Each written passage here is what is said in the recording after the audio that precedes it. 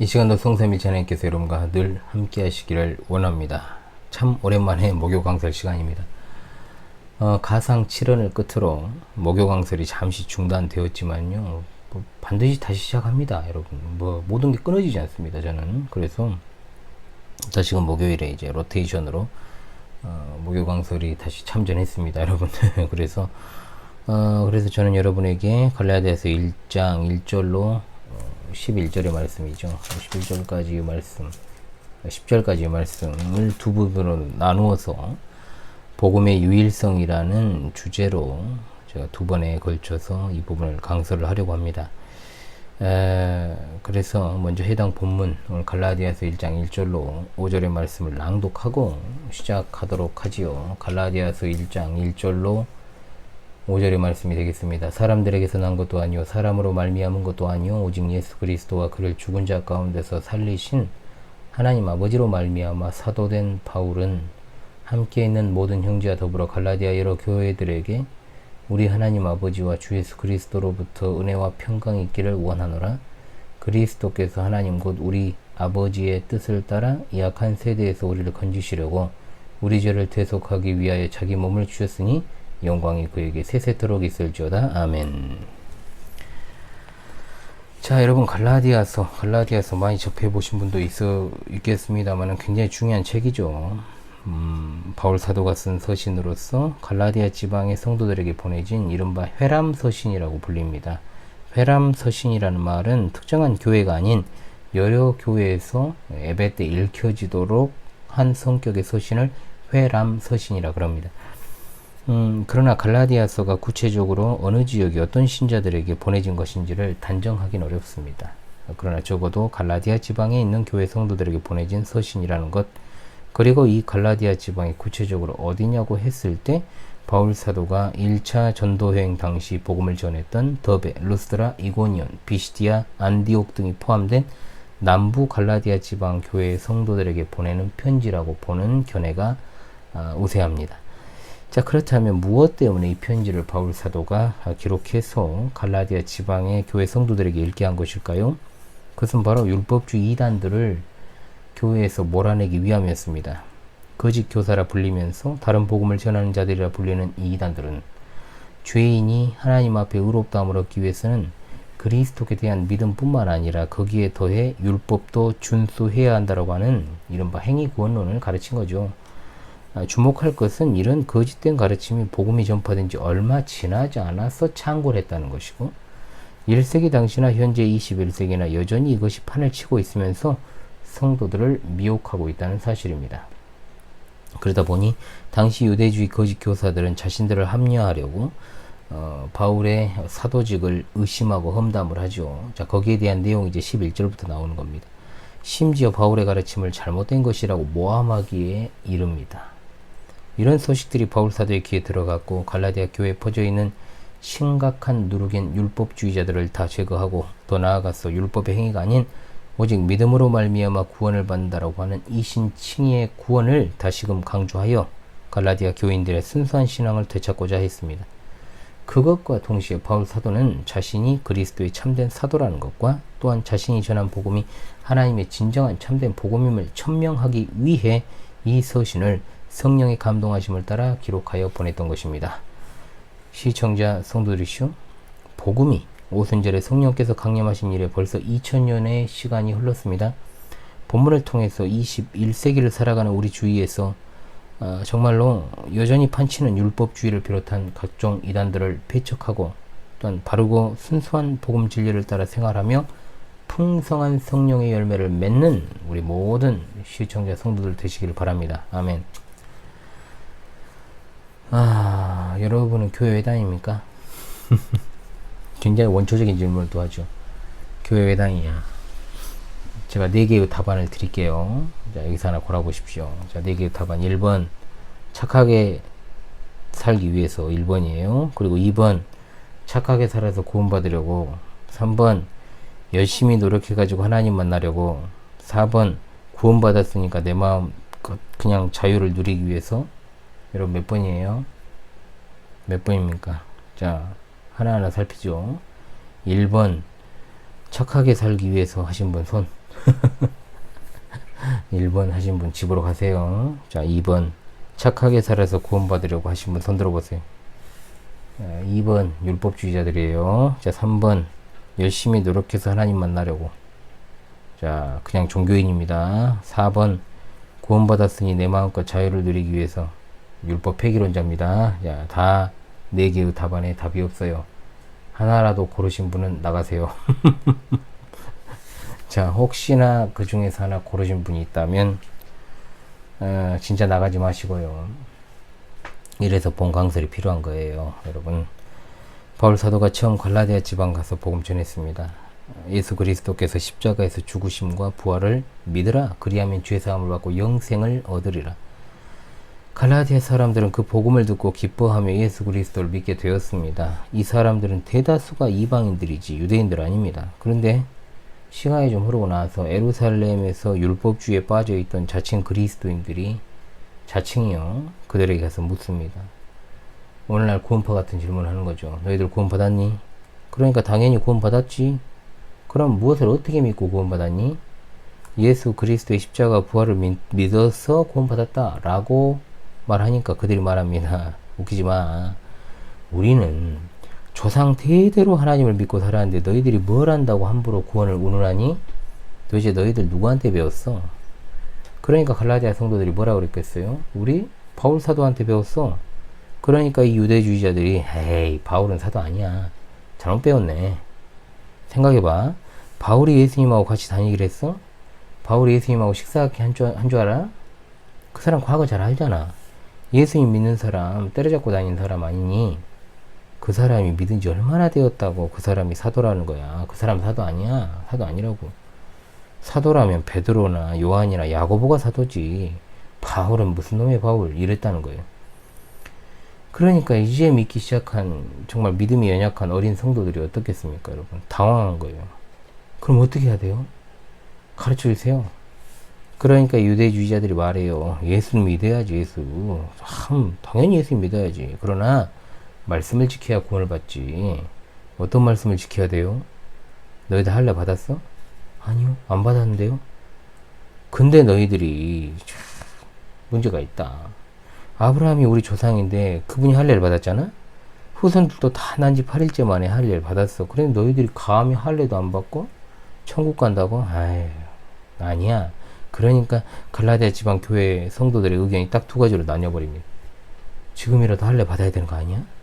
에이, 무슨 소리. 바울 선생님이 믿기만 하면 된다고 했어. 할례는 무슨 할례. 하면서 이제 교회가 이제 혼란, 엉망진창 되는 거예요, 이제. 여러분, 갈라디아서의 이 서신의 시작은 다른 바울 서신하고는 좀 많이 달라요. 좀 분위기가 다르다는 거예요. 성경을 좀 여러분들이 읽으셨다면 파악이 돼야 됩니다.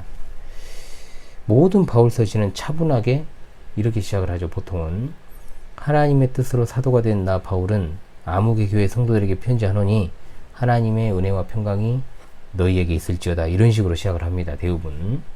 그런데 갈라디아서는 아주 급박해요. 할 말이 많은 거죠.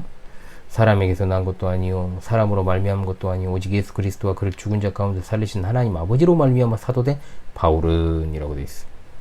즉 유대주의자들이 갈라디아 지방 성도들을 성동했다는 소식을 듣고 이 바울 사도가 이 기가 막히고 코가 막히고 충격이 커가지고 당장 충고 시작하는 것으로부터 편지를 시작하는 겁니다. 성도는 하나님이 주시는 자유를 누리는 종이라 그랬습니다. 여러분 자주 제가 말씀드렸죠. 코낀 종이 아니에요. 그런데 예수님 믿는다고 하면서도 무슨 코낀 것처럼 그렇게 믿는 사람들이 너무 많습니다. 여러분 교회 안 나오면 찝찝하니까 교회 나옵니까 혹시? 뭐 찝찝해 성금해요? 봉사도 벌 받을까봐 합니까 여러분? 뭔가는 해야 되겠는데 예배는 나와야 되겠는데 그런 생각으로 일주일간 지친 몸 이끌고 예배 시간 맞춰 겨우 나와 버티게 들어갑니까 혹시? 왜 이런 모습이 생겨날까요? 자유가 더 이상 자유가 아니라 억지 자유요, 속박이요, 사실상 여전히 죄의 종으로서의 모습인 거죠. 왜 그런데 이렇게 예수님을 믿는 사람들이 많을까요? 신자가 누리는 자유는 서로 사랑하면서 섬기라고 주신 자유입니다. 먼저는 위에 계신 하나님을 사랑하고 그 사랑 안에서 형제를 사랑하며 또한 하나님의 그 크신 사랑에 감격하며 생활하는 게 합당한 사랑이요 자유입니다. 그러므로 그리스도인의 자유는 억지도 아닙니다. 강요도 아닙니다. 또한 제멋대로 하는 방관도 아닙니다. 순전한 마음에서 우러나오는 기쁨, 주인 되신 그리스도 안에서 누리는 자유, 목장 안에서 선한 목자 되신 주님의 보호받으며 누리는 자유, 그 이상도 이하도 아닌 진짜 자유입니다. 복음의 자유인들이시여, 이제 본격적으로 갈라디아서 이 내용을 통해서 하나님께서 돌보신 우리 교회, 그리고 우리 시청자 성도들에게 주신 메시지를 상고하지요. 1장은 복음의 유일성이라고 하는 제하의 귀한 가르침이 되겠습니다. 바울 사도가 이렇게 편지를 시작해요. 사람들에게서 난 것도 아니요 사람으로 말미암은 것도 아니요 오직 예수 그리스도와 그를 죽은 자 가운데 살리신 하나님 아버지로 말미암아라고 되어 있습니다. 그러면서 이제 그 말을 해놓고 사도된 바울은 함께 있는 모든 형제와 더불어 갈라디아 여러 교회들에게 우리 하나님 아버지와 주 예수 그리스도로부터 은혜와 평강이 있기를 원하노라. 자, 이 부분에서 바울 사도가 자신을 소개하는 것과 관련해서 데살로니가 교회 성도들에게 보낸 편지하고 비교를 하잖아요. 굉장히 극명하게 이제 대비가 됩니다. 데살로니가 교회에 보낸 편지는 이렇게 시작해요. 바울과 실로아노와 디모데는 하나님 아버지 주 예수 그리스도 안에 있는 데살로니가인의 교회에 편지하노니 은혜와 평강이 너에게 있을지어다. 성경에서 데살로니가 교회는 모범적 교회로 소개가 되고 있습니다. 그러니 서론이 길 필요가 없어요. 그렇죠? 그러나 갈라디아 지역 교회에 보낸 편지는 혼란상을 바로잡기 위해 보낸 편지니까 인사만 5절이에요. 자, 갈라디아서 1장 1절에서 3절까지 내용 가운데 핵심 단어가 있다면 성도들을 향한 인사가 아니에요. 이게 바로 사도라는 단어입니다. 사도란 용어의 뜻이 뭡니까 여러분? 보냄을 받은 자, 이런 뜻입니다. 교회적으로 봤을 때 복음 전파를 위해 특별히 보냄받은 자를 말합니다. 이 가운데는 그리스도께서 직접 보내신 자도 있고 혹은 간접적으로 보냄을 받은 자들도 있습니다. 예를 들면 예수님을 배신한 가룟 유다의 자리를 채우기 위해 세운 누굽니까? 마띠아입니다. 바로 간접적으로 보냄받은 자였고 바나바와 실라 같은 이들도 있었지요. 바울 선생은 자신이 사도로 보냄받은 것에 대해 말하기를 사람들에게서 난 것도 아니요 사람으로 말미암은 것도 아니라겠습니다. 즉 바울 사도의 사도직은 인간적 기원을 가진 것이 아니라는 거죠. 그는 사람이 세운 사도가 아니었습니다. 바울은 자신이 사도가 된 것은 오직 예수 그리스도로 말미암아 된 것이라고 말하고 있는 겁니다.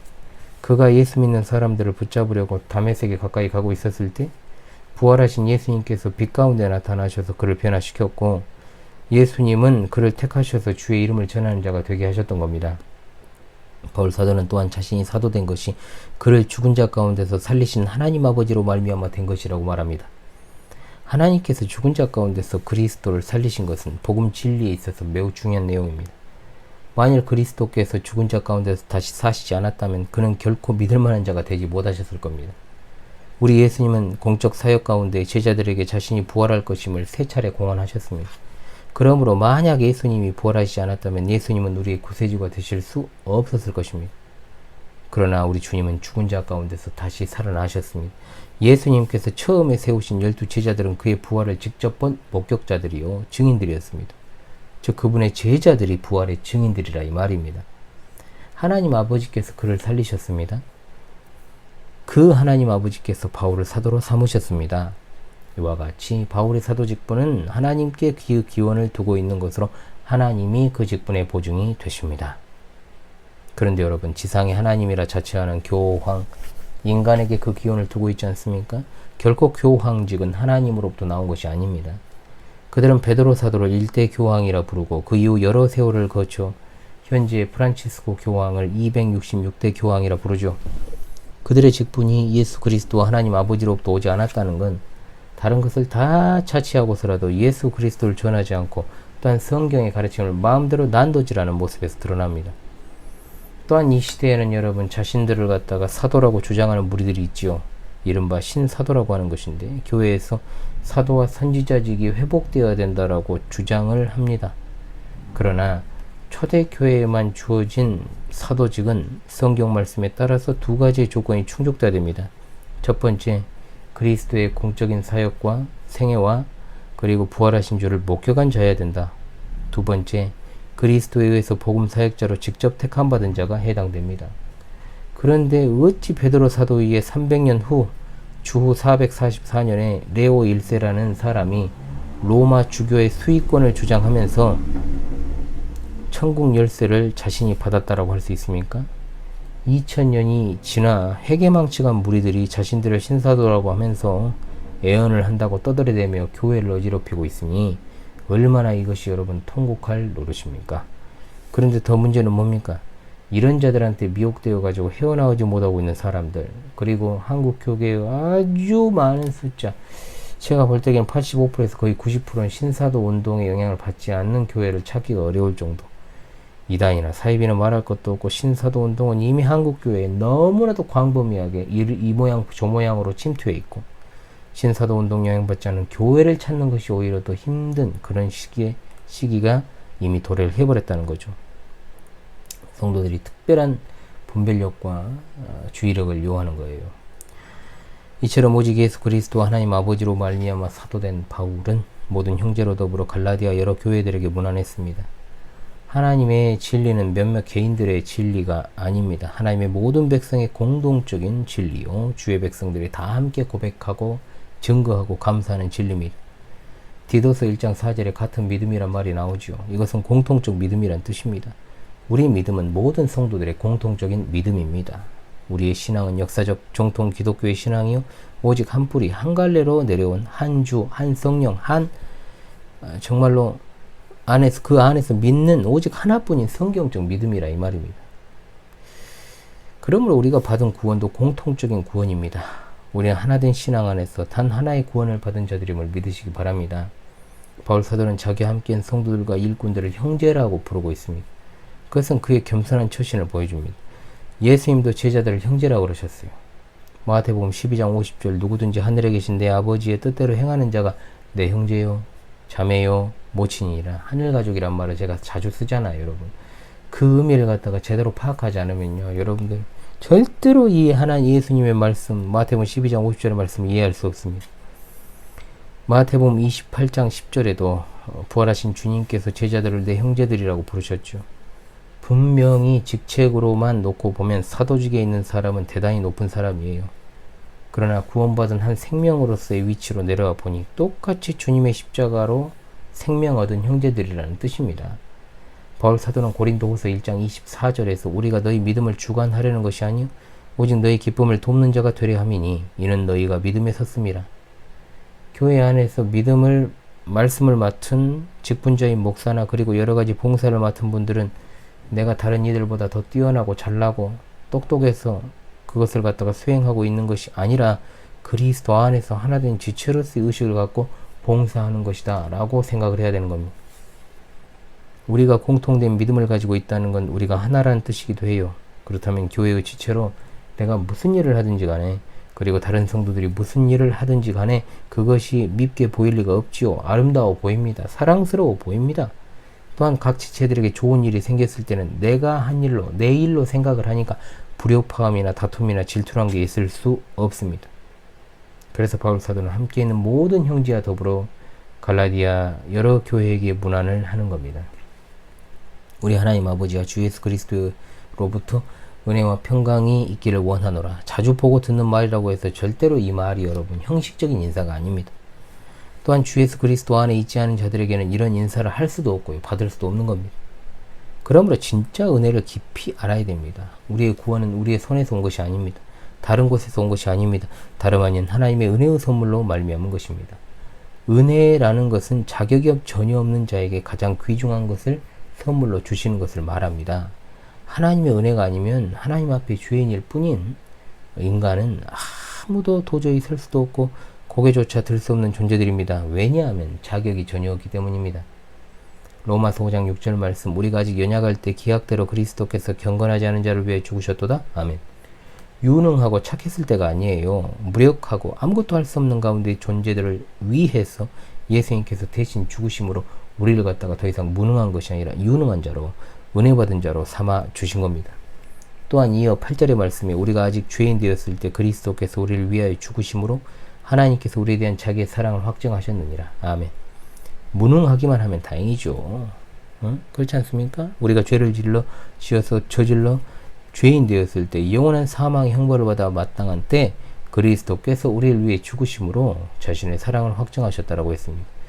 이 얼마나 놀라운 은혜입니까? 심지어 10절에 이렇게 말씀합니다. 곧 우리가 원수 되었을 때 그의 아들의 죽으심으로 말미암아 하나님과 화목하게 되었은즉 화목하게 된 자로서는 더욱 그의 살아나심으로 말미암아 구원을 받을 것이니라. 아멘.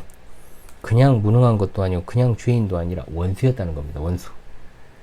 우리는 본질상 진노의 자녀였지만 예수 그리스도로 말미암아 하나님과 화평을 누리게 되었으니 이 소식이 은혜요 복음 아닙니까? 무능한 죄인이며 원수일 때 주님이 우리를 대신해 죽으시고 죄를 사하여 주신 것입니다. 그러므로 주 예수를 믿으라. 그리하면 너와 내 집이 구원을 얻으리라고 하신 것이요. 예수 그리스도의 십자가와 부활을 믿으면 주님의 의를 내 것으로 인정해 주심으로 영접하는 자, 곧 그 이름을 믿는 자에게 하나님의 자녀가 되는 권세를 누리게 하십니다. 아멘. 그러므로 바울 사도는 우리 하나님 아버지 그리고 주 예수 그리스도로부터 은혜와 평강이 있기를 원한다는 이 인사는 구원받은 죄인이 아니고는 도무지 할 수도 없고 해서도 안 되는 놀라운 인사다. 죄 지은 사람은 두 다리 뻗고 못 잡니다. 그렇지요? 항상 잡혀갈까 두려운데 잠자리가 평안하겠어요? 그런데 죄사함을 받았기 때문에 잠자리가 평안합니다. 마음에 평강이 넘칩니다. 물론 죄사함과 의롭다 하심을 얻은 성도들에게 시시때때로 고난이 찾아오고 시련이 닥칩니다. 시편 119편을 제가 한때 또 이게 목요 강서를 통해서 강서를 했죠. 7편 정도를 했습니다. 성도가 당하는 고난의 의미를 조명하는 시간들이 많이 있었습니다. 여러 가지 목적으로 우리 하나님은 때때로 성도들에게 고난을 허락하십니다. 심지어 바울 사도도 육체의 가시를 끝까지 가지고 있었고 그 가시를 제거하고자 3번이나 강구했지만 하나님은 그 기도에 응답해 주지 않고 계속해서 몸에 지니고 다니게 하셨음도 우리가 기억해야 돼요. 그 가시로 인해 바울 사도가 교만에 떨어지지 않고 겸손한 마음 유지하며 정말로 일평생 주의 복음을 위해서 불꽃처럼 살다가 순교로 이제 삶을 마무리했던 것입니다. 그러므로 시청자 성도들에게 우리 하나님 아버지와 주 예수 그리스도로부터 은혜와 평강이 있기를 원합니다. 라는 인사를 저도 드리고 싶은 겁니다. 어떤 상황 속에서도 고난과 역경과 시련 속에서 때론 정말 이유 없이 찾아오는 고난 속에서도 하나님께서 주시는 평강을 누리시는 이 기이하고 신비한 영적인 복을 모두 다 누릴 수 있는 여러분 되시기를 간절히 소망합니다. 아멘. 둘째로 구원의 복음과 성령입니다. 자, 바울 사도는 말합니다. 그리스도께서 하나님 곧 우리 아버지의 뜻을 따라 약한 세대에서 우리를 건지시려고 우리 죄를 대속하기 위해 자기 몸을 주셨으니 아멘. 저 구원의 복음을 정말 간단 명료하면서도 빠짐없이 증거하는 아주 핵심적인 말씀이죠. 첫째, 복음의 내용이 뭡니까? 그것은 바로 그리스도께서 우리 죄를 위해 자기 몸을 들이셨다는 겁니다. 어렵습니까, 여러분? 들을 귀 있는 자는 성령께서 교회들에게 주시는 말씀을 들을지어다. 우리 죄를 대속하기 위하여, 우리 죄와 관련하여, 우리 죄 때문에 우리를 죄를 없이 하기 위해 죽으셨다는 겁니다. 이것이 바로 성경이 밝히 증거하는 복음입니다. 로마서 4장 25절 예수는 우리가 범죄한 것 때문에 내 줌이 되고 또한 우리를 의롭다 하시기 위해 살아나셨느니라. 아멘. 고린도전서 15장 3절 내가 받은 것을 먼저 너희에게 전하였노니 이는 성경대로 그리스도께서 우리를 위하여 죽으시고 라고 했어요. 죄인은 자신이 자기 죄에 대해서 하나님의 공의의 형벌을 받든지 아니면 누가 대신해서 그 벌을 받아주든지 해야 해결책이 있는 겁니다. 여기에 바로 대속이 있어요. 대신 갚아줌의 이치가 있다는 거예요. 하나님의 아들 예수 그리스도께서 우리의 대속의 제물이 되셨습니다. 예수 그리스도께서 우리 죄 때문에 자신을 들이셨습니다. 이것이 바로 복음입니다. 아멘. 인생에 있어 최고의 문제는 뭡니까? 죄 아닙니까? 죄 문제가 해결되는 거. 그것보다 더 중요한 건 없습니다. 그런데 그 해결책이 오직 예수 그리스도라 이 말입니다. 죄인들은 오직 구주 예수 그리스도를 믿음으로 말미암아 구원을 받는 줄을 믿습니다. 아멘. 둘째로 그리스도께서 우리를 위해 자신을 주신 목적은 바로 우리를 이 악한 세대에서 건지시기 위함이라 했습니다. 하나님의 구원은 죄인들을 죄로부터 구원하시는 겁니다. 이 세상 악한 세상이죠.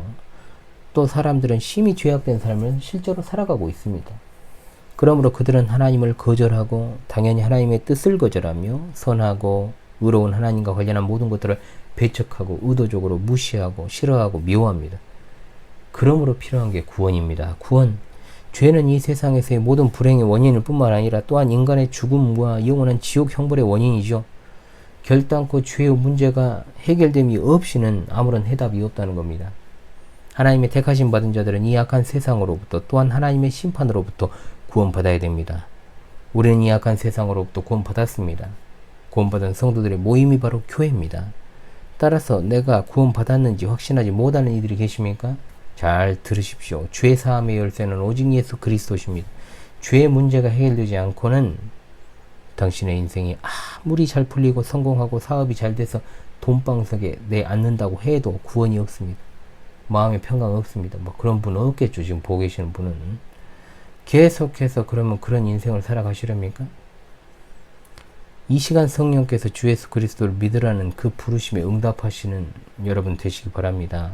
이 세상에는 단 두 종류의 인간밖에 없어요. 제가 누차 말씀을 드리잖아요. 죄인 그리고 구원받은 죄인.